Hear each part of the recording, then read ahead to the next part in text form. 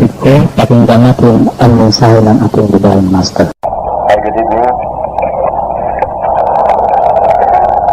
My message tonight is, this is Catholic story that may be concise. The life of the PBMA people and especially to non-members of the association. I'll just give you the idea of which is better living, the up-free and the let's see, yung parang marami siyang kakilala, marami siyang kaibigan, at saka yung taong walang kaibigan at hindi marunong makipagkaibigan. And this story is the life of an animal. Isang kalabaw at saka isang pusa. Ano ba yung pangalan dito ng isa? Yung Diyos? Pusa rin, no? Hindi dalawa, ano? Pusa lang. Single. This is story, nagawa nila itong story na ito tungkol nakakatagpuan itong dalawa. Mga tagpuan sila sa isang lugar. Katulad ng isang kalabaw, ay meron siyang tali. Ang usa naman wala. Therefore, there is an astray animal. And the kalabaw is parang meron siyang amo. Parang may ano siya. Kung sabihin, parang may nag-alaga sa kanya. Ito, habang kumakain ito ang kalabaw, lumapit sa kanya sa mukha. Ang salita ng usapan na nagsabi, kalabaw, ano ba yung nakatali ng ilong mo? Sabi naman ng kalabaw, ito'y symbol na hindi ako makatali sa malayo. So, ano yung taas? Tali ng ano ko? Yun lang ang matali na. Ano, kasi ito na rin ako. Ang laki-laki yung katawan mo, kasi magpapali ko ba? So, sabi naman ng kalabaw, sabi wala kumagawa. Nung sinilang ako sa mundo na ito, yung nanay ko nakatali rin. Tapos yung tatay ko. Yung nanay ko, kung ano yung tatay ko, hindi kong sinabi tayo, sinaktaan. Ang makita ko yung nanay ko, yung tatay ko kasama ko. Yung lumati ako, tinalian naman ako, kasi yung nanay ko. Kung nagmaalala ako sa nanay, sabi naman yung sabi naman, ba't hindi mo kinuha yung tali na yan? Sino ba yung lumagaan at lagay ng tali mo? Sabi na meron tao. Yan. Parang, ewan ko kung tatay yun ng nanay ko. Sabi na ano ba yan? Parang amo ng nanay ko. Nung maliit ako, nakita ko na yung nanay ko kung minsan dalhin siya doon sa mga maraming damo. Kung minsan ipapaligo nila si nanay ko, yung marang kunting ilog doon nilalagay. Ngayon ako rin, ganun, nang lumatin ako, ganun din, dinadala-dala ko kung kahit saan, kung saan yung makainan ko, saan yung mabuting gano'n. Katulad nito ngayon. Sabi na pwede ka ba makakain, ang laki-laki yung katawan mo, tapos maliit lang yung kakainan mo. Sarang sila sa akin yan, tama na sa akin. Ikaw, sabi ng kalabaw, dahil, sabi niya, lahat ng daigdig sa akin, yung bundok na yan, doon ako nakatira. Ba't makarating ka dito? Sabi na, nagkahanap na ako ng mga kasama ko. Gusto ko lang matingnan ang maluwag na lugar. Ang luwag pala itong lugar mo, no? Sabi ng kalabaw, oo nga. Pero ang hirap lang, kahit maluwag ang lugar mo, pero limitado yung pagkain mo.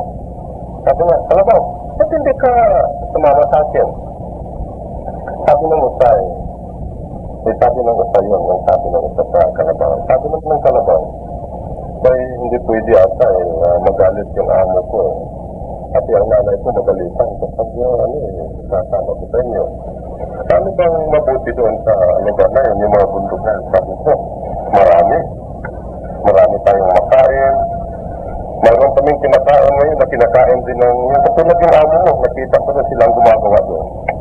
Ang ibig sabihin, yung mga I think the farmers in the mountain, kinakain nila ng mga ginagawa doon na Parang tinatanim ng mga tao doon. So yan, masarap yan. Yun ang pinakamasarap sa pagkain ng lahat namin doon ng pagkain. Ginagawa at tinatanim ng mga, yung amo mo hata yung nagtanim, sabi niya. Ba't hindi ka pinakain yan? Sabi na, paano? Yung binigay sa akin, walang ang kain ko. Sabi na, kunin mo yung tali mo. Pupunta tayo doon. Nakakain tayo yung masarap na kinakain ko. Sabi niya, ikaw na lang. Hindi ako pwede dyan. Sabi niya, loko ka. Yung utak mo, hindi mo nilagay sa isip mo mabuti. Sabi niya, bukas, babalik ako dito at makita mo kung anong tabak ko. Kain ako ng marami, tingnan mo ang tiyan ko. Ngayon, maliit pa ito, pero balik ko dito, makita mo.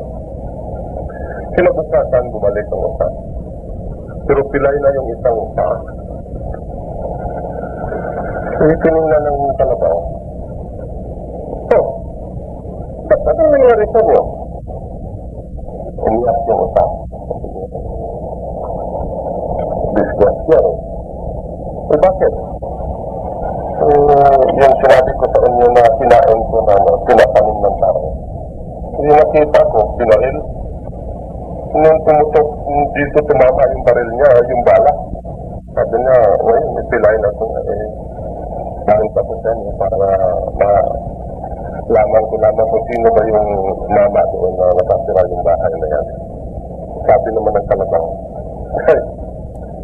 hindi mo ba alam yung mama?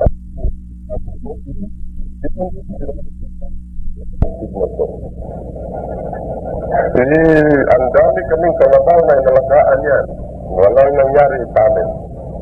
Tingnan mo, sinabi ko na nga sa inyo. Ako naman, niyaya mo pa. Kung nakasama ko kahapon, di pilay na rin ako. Sabi niya, mahirap pa na walang amo, sabi niya. Sabi na mo pa.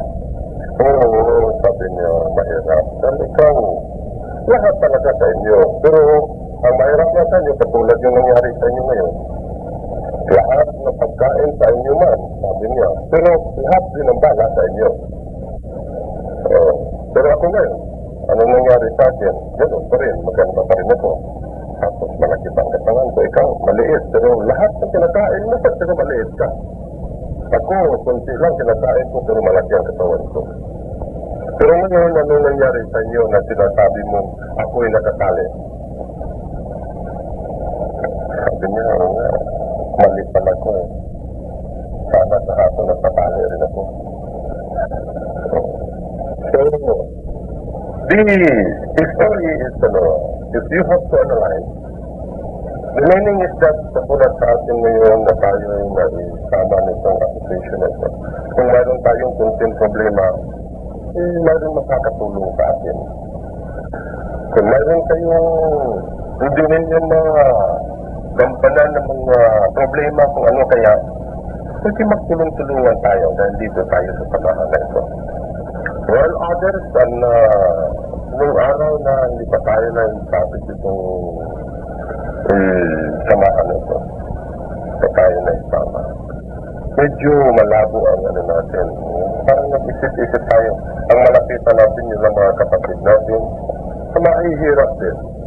Katulad ng ating magulang, katulad ng ating kapatid na, o ano kaya. Yung pinakamalapit na tayo. Hindi kagaya ngayon na kahit na hindi mo kapatid, parang malayo na sa atin yan, pero sa malapit ng ating pagano, matagal ng ating pagsama-sama, medyo we are very close to each other. And even though it's very new lang, bago lang, you are yet new to this organization, then you will have something that you can ask maybe our friends. Because the tenor of our organization is to help one another. Pagtulong-tulong. Pagtutulungan tayo. So if you have a problem, tomorrow or now or maybe next day, therefore, marami tayong malapitan. Imagine how many thousand na tayo dito. I think we are more than 3 or 4,000 in Metro Manila. Now, if you have that problem, I think ang dali lang ma-solve yan. The meaning is that kahit anong oras, malapitan mo ang ating mga kasamahan, medyo hindi na malapit magkakaroon lang tayo ng problema ng mga 20 pesos, 50 pesos tayo nitong araw na ito. So, it's very easy. Basta dito mo lang isabi sa ganitong mga nangyari sa ating katulad itong meeting natin. At your children may be in the hospital, then yung lalapitan mo ating President. Mr. President, wala akong magawa. My son is in the hospital. Dahil sa pwede ako, ang maaari lang, i-announce mo muna dito sa ating mga kasama na ako'y maghihingi sa kanilang tulong. I think matulungan yan kagad. Whereas, kung wala tayo nitong association na ito, iiyak ka na lang. Alam mo naman ang Manila. Hindi basta-basta malapitan mong tao sa Manila. Pag-aakit ka ng bahay, kung wala kang baon, hindi ka nakakain. Sasabihin ka pa kung kailan ka aalis. Ano ang patismet sa Manila. So, hindi kagaya ng kung saan tayo nakakatira sa tulad ng taga Mindanao, kung doon ka sa Mindanao, ganun din ang mangyari na kung minsan, ganun din, makakain ka man. Pero sa huli-huli, medyo pasabihin ka na agad. Kailan ka uwi sa inyo? Sabihin mo, mga isang linggo pa, tagal ka pa. Ubus na yung preparasyon. Pero dito sa Manila, iba.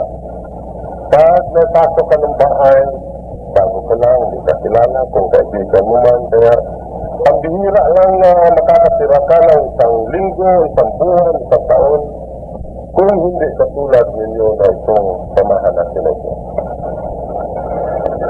So,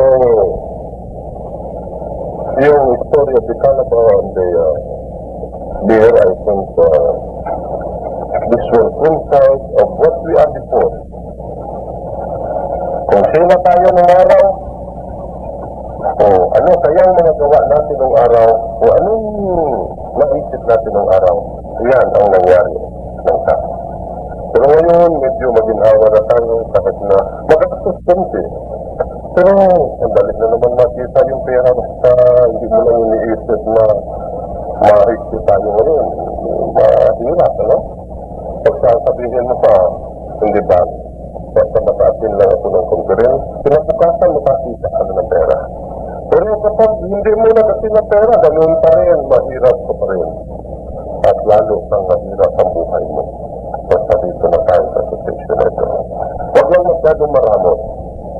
Doon ang taong sobrang karamutan katulad, mayroon kaming kapatid doon sa amin. Yung matanda na yan, kahit tatay niya, no? Ang kinakainan ng yung maramot na yan na matanda, sindan. Kung yung tatay niya, alam mo kung anong binigyan niya, nilagay sa coconut shell. Anong pangalan ng coconut shell dito? Ha? Tao. O sige, alam mo sa namin yun. O gano'n, magpaganon yan. Ilagay doon ang pagkain, ang ulam, yan ang bigay ng tatay niya. Dahil ang ibig sabihin doon, kung bigyan ba niyo ng pinggan, pag nagyas ko yan, wala na. Sobra ang ano niya. Tatay niyo yan. Kapag tingnan mo, medyo marami ng muta, matanda na. Medyo dumi na tingnan. So ayaw na pang masingon na magkain sa mga nabinis na mga sinakain naman yun. Alam mo kung ano nangyari yung matanda na yan. Nung malapit na siya namatay o nakasakit na siya, mga 5 taon ata nakasakit. Hanggat na iwan sa kanya, ibuti na lang at sa kabalag. Wala na. Pinsan naman yan. Medyo pinsan buo ko ata yan. Yung babae. Pero yung lalaki yun na talagang pinsan ko. Asawa niya yung sobrang mataas, mas-sulti, mataas. Medyo andyan na siya sa ulit tayo hindi. Ewan ko kung ano na kayang ata ang leader in this religion. Ngayon patay na siya. Ito yung sinabi ko lang sa inyo na huwag lang kayo masyadong maramot baka mamatay kayo ng buto wala ng hindi. Hindi pwede yan. Hindi ka na makilala ng mga kapatid mo. Katulad yung pagdating mo sa Diyos, sasabihin, sino ba kayo? Basta ganun ba ang kapangan ng tao? Hindi. Malaman. Maring buklat, magdugo.